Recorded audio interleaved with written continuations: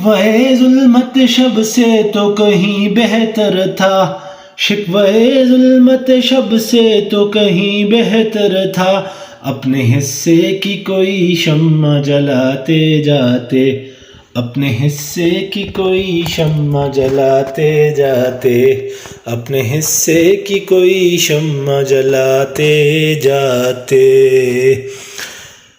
آج ہمارا سادات آل حسن المثنیٰ پر یہ آخری لیکچر ہے، جس میں ہم حضرت ابو سلیمان داؤد بن حسن المثنیٰ رحمۃ اللہ علیہ کی نسل پر گفتگو کریں گے، آپ کی اولاد کو ڈسکرائب کریں گے۔ تو یہ جو اشعار میں نے شروع میں پڑھے تھے وہ میں نے اسی لیے پڑھے تھے کہ ہمارے ہاں بہت سے لوگ شکوہ کرتے رہتے ہیں کہ آل رسول کا نام نہیں لیا جاتا، آل رسول کو بیان نہیں کیا جاتا، آل رسول کے فضائل و کرامات کو چھپایا جاتا ہے، ان کی شخصیات کو بیان نہیں کیا جاتا۔ تو میں نے انہی کے لیے جو ہے یہ ایک شعر پڑھا تھا کہ شکوہ ظلمت شب سے تو کہیں بہتر تھا، اپنے حصے کی کوئی شمع جلاتے جاتے۔ تو یہ ایک شمع ہے جو ہم اپنے حصے کی جلا رہے ہیں، ایک کرنے کا کام کر رہے ہیں۔ تو باقی شکوے گلے وہ چلتے رہتے ہیں، وہ چلتے رہیں گے اور ان کا کوئی فائدہ نہیں ہے کہ ہم لوگوں سے ہی شکوہ کریں، ہم کو چاہیے کہ ہم اپنے حصے کا کام کریں۔ تو آئیے داؤد بن حسن المثنیٰ کی جانب بڑھتے ہیں۔ آپ کی کنیت ابو سلیمان تھی اور آپ جو ہے وہ آخری فرزند ہیں حسن المثنیٰ کے، اور آپ کی جو والدہ تھی وہ رومیہ تھی، کنیز تھی رومیہ۔ تو آپ حضرت عبداللہ المحض کے نائب تھے، حضرت علی مرتضیٰ امیر المومنین کے جو صدقات تھے ان کی نیابت میں آپ ان کی جو صدقات کے آپ والی تھے حضرت عبداللہ المحض، اور آپ ان کو اسسٹ کرتے تھے حضرت داؤد بن حسن المثنیٰ۔ آپ کو بھی منصور نے قیدی بنا دیا تھا اور قید میں رکھ لیا تھا، منصور کے قیدی تھے آپ بھی۔ تو آپ کی والدہ جن کو ام داؤد کے عنوان سے جو ہے وہ مشہور ہیں، وہ بہت پریشان تھیں، بہت آپ کے لیے رو رہی تھی زارو قطار۔ وہ امام جعفر صادق کے پاس گئیں تو انہوں نے ان کو ایک دعا سکھائی کہ آپ یہ دعا پڑھیں تو انشاءاللہ آپ کو بچہ رہا ہو جائے گا۔ تو وہ دعا جو ہے وہ تاریخ میں دعائے ام داؤد کے عنوان سے جو ہے وہ جانی جاتی ہے۔ تو ام داؤد نے وہ دعا 15 شعبان کو پڑھی، تو اس دعا کے توفیل اللہ تعالیٰ نے داؤد بن حسن المثنیٰ کو رہائی بخشی، وہ رہا ہو کر واپس آئے اور 60 سال کی عمر میں پھر بعد میں مدینہ میں وفات پائی۔ حضرت داؤد بن حسن المثنیٰ کی شادی ام کلثوم بنت امام زین العابدین سے ہوئی۔ آپ امام زین العابدین کے داماد ہوئے یوں،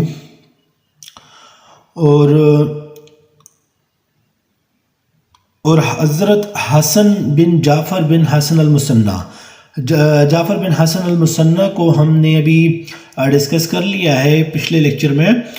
جعفر بن حسن المثنیٰ کی جو نسل ہے وہ حسن بن جعفر سے چلی ہے، اور یہ حسن بن جعفر جو تھے داؤد بن حسن المثنیٰ کے داماد تھے، اور ملائکہ ان کی بیٹی تھی جو کہ ان کے زوج میں تھی۔ تو چلیں ان کی اولاد کی جانب چلتے ہیں۔ ان کی اولاد میں ہمیں 2 فرزندان ملتے ہیں، عبداللہ اور سلیمان۔ عبداللہ کی بھی نسل کو 1-2 پشت تک بیان کیا گیا ہے اور بعد میں لکھا جاتا ہے کہ یہ منقرض ہو گئی، اور سلیمان جو تھے یہ بھی قیدی تھے، یہ بھی منصور کے کیا تھے جی، قید منصور میں تھے یہ بھی، اور یہ بھی اپنے والد کے ہمراہ قیدی تھے۔ پھر ان کے جو فرزند ہوئے وہ محمد البربری ہوئے، کیونکہ ان کی جو والدہ تھیں وہ بربری تھیں، بربر خاندان سے تھیں، اور انہوں نے مدینہ میں خروج کیا، اور 30 سال کی عمر میں ہی یہ اسی خروج کے دوران جو ہے وہ شہید ہو گئے۔ ابو سرائے کے وقت میں اس نے خروج کیا تھا۔ ابو سرائے کے داستان کو تھوڑا سا میں کوشش کروں گا کہ بیان کروں، شاید حسن المثنیٰ کے میں نے لیکچرز میں کچھ بیان کیا بھی ہو یا عبداللہ محض میں، تو میں انشاءاللہ کروں گا۔ 1-2 لیکچر رہتے ہیں ابھی ہمارے تاریخی حوالوں سے آل حسن کے متعلق۔ تو محمد البربری کی جو نسل تھی اس میں جناب کہہ لیجئے موسیٰ، داؤد، اسحاق، حسن العجیر اور سلیمان، سلیمان کا جو بیٹا ہونا ہے یہ قول شاذ ہے، ایک آدھ نے لکھا ہے، ٹھیک ہے جی، اور ان کی ایک بیٹی ہی منقول ہے، لہٰذا فرق نہیں پڑتا کہ یہ تھے یا نہیں تھے۔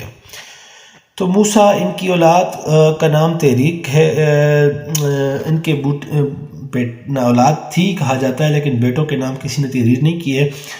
داؤد کا کہہ لیجئے کہ یہ بڑے سخی اور بڑے کریم شخص تھے، مشہور تھے۔ ان کی ایک فرزند علی شریف تھے، اور ان کے فرزند سلیمان تھے، اور ان کے فرزند علی سریدی تھے، اور ان کے فرزند سلیمان الاسود تھے، اور ان کے 4 فرزندان محمد علی، حسن اور حسین تھے۔ پھر اسحاق کی بات کر لیجئے تو ان کے ایک فرزند محمد لکھے گئے ہیں، اور ان کے ایک فرزند زید، اور ان کے فرزند حمزہ قتادہ جو ہے وہ مشہور ہیں، اور یہ بنو قتادہ مصر کے جد امجد ہیں، جو مصر میں رہتے تھے۔ حمزہ قتادہ کے 2 فرزندان، اور پھر آگے بنو قتادہ مصر میں بڑی مشہور قبیلہ تھا، یہ ان کا شجر نسب تھا۔ پھر حسن الاجیر آپ کہہ لیجئے، حسن الاجیر کو جو ہے وہ قتیل نوبہ بھی کہا جاتا ہے۔ یہ اصحاب جعفر الملک ملتانی میں جو ہے وہ ہوئے ہیں، اور جعفر الملک الملتانی کو ہم اگر عمر بن علی کی اولاد کے اوپر جب ہم لیکچر کریں گے، حضرت علی کے اب 2 دیگر جو بیٹے ہیں، عمر بن علی اور عباس بن علی، جن سے اور کہہ لیجئے کہ محمد حنفیہ ابن علی، تو ان کے جو ہے وہ فرزندان پر جب ہم ذکر کریں گے تو عمر بن علی کے باب میں جعفر الملک الملتانی کو ہم ضرور ڈسکس کریں گے انشاءاللہ۔ تو یہ انہی کے اس میں تھے، اور انہی کے لشکر میں ان کو جو ہے وہ قتل کر دیا گیا، قتیل نوبہ بھی اسی لیے ان کو کہتے ہیں، ان کا لقب الاجیر بھی ہے۔ تو انہی سے تقریباً جو ہے وہ محمد البربری کی اولاد کا سلسلہ بھی آگے چل رہا ہے، اور ان کی زوجہ فاطمہ بنت حسین بن عبداللہ بن حسن الزید بن امام حسن تھیں۔ ان کی زوجہ محترمہ بھی حسنی سادات سے تھیں، اور ان کے 3 فرزند جو ہیں وہ لکھے گئے ہیں، اسحاق، ابراہیم، اور بعض نے جعفر بھی لکھا ہے۔ تو اسحاق جو تھے ان کے 2 فرزندان تھے، علی دکیس جن کی اولاد امک حجاز میں تھی، اور ابو عبداللہ محمد المقلب طاؤس۔ تو ان کے اوپر میں ذکر کرتا ہوں، یہ تفصیلی ذکر ہے، ان کے اوپر ہم اس کا ذکر اختتام کریں گے۔ دوسرے فرزند ابراہیم الاجیر تھے، ان کے بیٹے قاسم تھے، اور ان کے 3 بیٹے محمد ابراہیم، محمد ابی تراب، عبید اللہ اور ابراہیم، 3 بیٹے ہوئے تھے۔ تو اب واپس آتے ہیں حضرت اسحاق اور ان کے فرزند ابو عبداللہ محمد المقلب طاؤس کی جانب۔ طاؤس ان کو اس لیے کہا جاتا ہے کہ طاؤس مور کو کہتے ہیں کہ یہ نہایت خوبصورت تھے، اور نہایت ہی جو کہہ لیجئے کہ حسن کے سبب ان کو طاؤس کہا جاتا تھا۔ پھر یہ ان کے ایک فرزند احمد ہوئے، ان کے فرزند محمد تھے، ان کے فرزند پھر احمد تھے، پھر ان کے فرزند محمد تھے، پھر ان کے فرزند جعفر تھے، اور ان کے فرزند سید الزاہد سعد الدین موسیٰ ابو ابراہیم جن کی کنیت تھی یہ ہوئے، اور ان کے جو فرزند تھے یہ ہمارے جو ہے وہ بہت بڑی شخصیت تھے، العالم المصنف ابو القاسم رضی الدین علی تھے، ابو القاسم رضی الدین علی، یہ صاحب کرامات تھے، اور یہ المعروف سید ابن طاؤس تھے۔ یہ جو زیارات کی کتب ہیں، جو تعریف جو جتنے بھی مطلب کتب میں جن زیارات کے فضائل وغیرہ بیان ہوئے ہیں، تو ان میں جو ایک نام آتا ہے سید ابن طاؤس، تو یہ شخصیت اس سے مراد ہوتے ہیں۔ بڑے آپ کو پاس اسم اعظم کا علم بھی تھا، نقیب السادات تھے، عباسی سلطنت کے خاتمے کے وقت جو تھے یہ بغداد میں یہ موجود تھے۔ تو عباسی خلفاء نے بھی چاہا تھا کہ ان کو آپ بنا لیں، وہ کیا کہتے ہیں اس کو، نقیب الاشراف بنا لیں، اس وقت میں نقیب لگا لیں سادات کا، لیکن ان کو موقع نہیں ملا، اور کہہ لیجئے کہ ہلاکو خان نے ان کی سلطنت کا پارہ پاش کر دیا۔ پھر ہلاکو خان نے ان کو جو ہے وہ نقیب لگانا چاہا، ان کا دل نہیں مان رہا تھا، لیکن نصیر الدین طوسی کی جو فرمائش تھی، اور نصیر الدین طوسی کی انسسٹ کرنے پر انہوں نے نادل خواستہ جو ہے وہ قبول کرنا پڑا، کیونکہ یہ کہتے تھے کہ ایسا نہ ہو کہ جو ہے وہ ہلاکو خان جو ہے ان کو بیعزت وغیرہ کرے۔ تو بہرحال بہت بڑے عالم، بہت صاحب جلال، صاحب کمال یہ خاندان ہے ابن طاؤس کا۔ تو سید ابن طاؤس کا حوالہ بہت زیادہ ملتا ہے، بہت سی باتوں میں ملتا ہے۔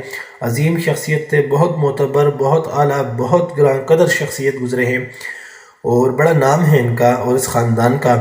اللہ تعالیٰ ان سب پر رحم کرے۔ اللہم صلی علی محمد وعلی آل محمد، اور ان کے درجات بلند فرمائے اور ان کے صدقے ہمارے درجات بلند فرمائے۔ اللہ تعالیٰ ان کے خاندان جہاں جہاں پر ہیں، اللہ تعالیٰ ان کی حفاظت فرمائے، ان کے ایمان، زندگی اور ان کی جو ہے وہ کہہ لیجئے کہ دنیا اور آخرت کے مقامات میں ان کے جو ہے مال و دولت کی حفاظت فرمائے اور ان میں بلندی اور اضافہ اور برکت عطا فرمائے۔ اللہ تعالیٰ ہمارے آباء و اجداد پر رحم کرم اور فضل فرماوے، اور ہمارے آباء و اجداد اور ہمارے اولادوں پر میں بھی برکت عطا فرماوے، اور ہمارے ایمان اور مال میں بھی برکت عطا فرماوے۔ اللہم صلی علی محمد وعلی آل محمد کما صلیت وسلمت وبارکت ابراہیم وعلی آل ابراہیم انک حمید مجید۔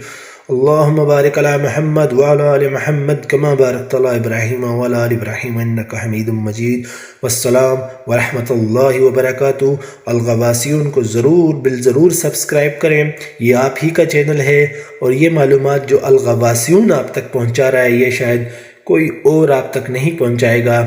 آپ کو شاید یہ معلومات اتنی اٹریکٹیو نہ لگیں، لیکن یہ علمی لحاظ سے بہت ہی معتبر اور بہت ہی یونیک معلومات ہیں جو کہ آل رسول کے متعلق ہم آپ کو دے رہے ہیں۔ اور ان معلومات کے بعد جب آپ کتب اسلامیہ کا مطالعہ کریں گے تو آپ کی نظر کچھ اور ہوگی، اور ان کے بغیر جب آپ مطالعہ کریں گے تو آپ کی نظر کچھ اور ہوگی۔ تو انشاءاللہ تعالیٰ یہ بہت مفید معلومات ثابت ہوگی ان لوگوں کے لیے بھی کہ جو علماء نہیں ہیں، اور ان کے لیے بھی کہ جو علماء ہیں۔ والسلام۔